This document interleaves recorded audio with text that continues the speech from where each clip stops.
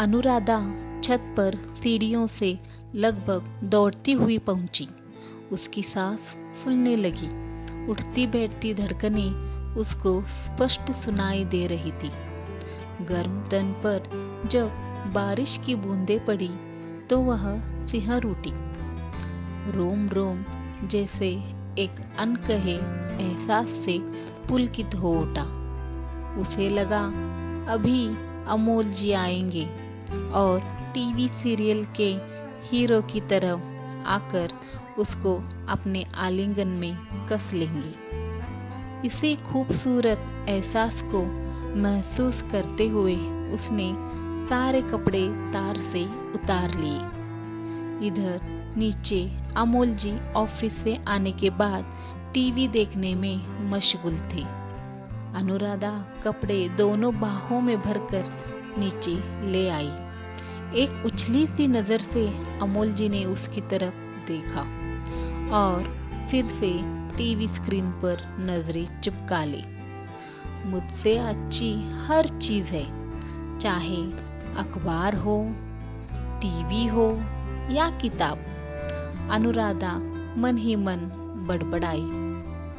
वह थोड़ा सटकर उनके पास बैठ गई। तभी जेठानी का बच्चा आ गया। चाचू, आज मेरे लिए चॉकलेट नहीं लाए? उसने रोते हुए तोतली जुबान से कहा।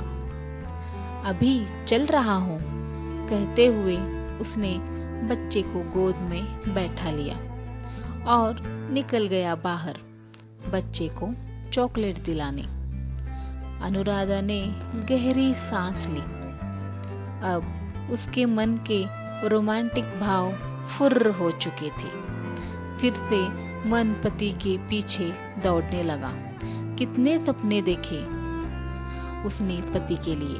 विवाह के बाद अमोल अपने काम के साथ उसका भी पूरा ख्याल रखेंगे।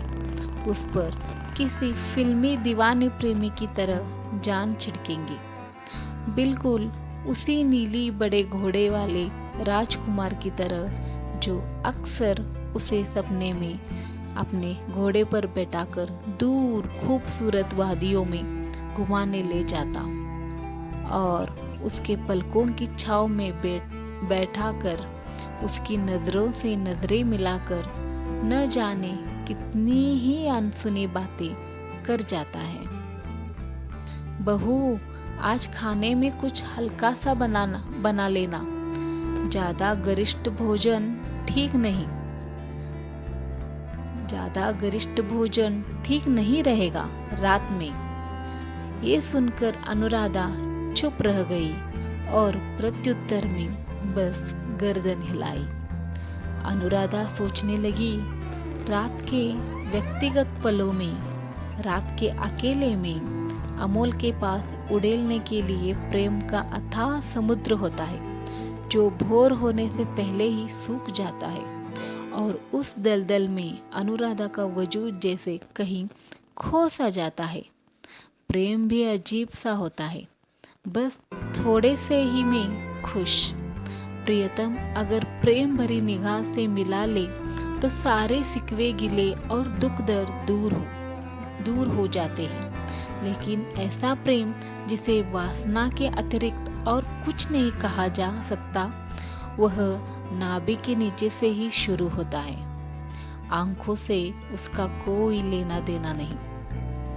2 पल हाथों में हाथ डालकर साथी के साथ 4 कदम चलना जैसे कदमों को नहीं ऊर्जा से भर देता है। धीरे धीरे अनुराधा का मन पीछे खींचने लगा, क्योंकि प्रेम एक जगह एक बंधन में रुकता ही कहाँ है। वो तो पागल पवन सा, सुमधुर धुन सा बस बजता ही रहना चाहता है। आजकल तुम मुझसे खींची से रहती हो, अमोल ने उसे आलिंगन में लेते हुए कहा। अमोल ने अनुराधा को आलिंगन में लेते हुए कहा, आज तुम खींची सी क्यों रहती हो? तो अनुराधा कहती है कि चिल्लाकर वो कह देना, अपने मन की बात कह देना चाहती है। यह प्रेम अब उससे नहीं होता, लेकिन वह चुप हो गई, खामोशी से उस तूफान को गुजर देना चाहती थी, क्योंकि वह अमोल से प्रेम करती थी, सच्चा प्रेम, भले ही अमोल का प्रेम नहीं हो।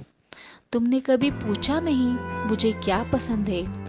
अनुराधा ने अपना पल्ला ठीक करते हुए कहा। तो अमोल कहते हैं, अरे इसमें पूछना ही क्या है, हम तुम एक ही है ना, दो जिस्म एक जान। अमोल ने करवट लेकर अलसाई आवाज में ऐसा कहा। प्रेम के बीच फिर से यह जिस्म शब्द आने से उसका मन विचलित हो गया। वह खामोश हो गई, उस नदी की तरह जो तूफान लिए होती है, और खामोशी भी। सबकी अपनी अपनी परिभाषाएं हैं प्रेम की, लेकिन क्या हवस भी अपने प्रियतम से प्रेम है या कुछ नहीं? धीरे धीरे अनुराधा 2 बच्चों की माँ भी बन गई, उसी वासना भरे प्रेम से। लेकिन अब उसका प्रेम ममता का रूप ले चुका था। अब वह किसी प्रेम की तलाश में नहीं रही, क्योंकि आकर्षण समाप्त हो चुका था और प्रेम तो था ही नहीं।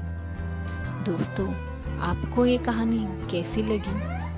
कहानी अच्छी लगी तो लाइक और शेयर ज़रूर करना। लाल बटन दबा के इस चैनल को सब्सक्राइब ज़रूर करना। अगर आप ये वीडियो फेसबुक पे देख रहे हो तो फॉलो ज़रूर कीजिए। घंटी वाला बटन दबा के आने वाले वीडियोस का अपडेट भी पाइए। धन्यवाद। आपकी अवनी वॉइस। Thank you.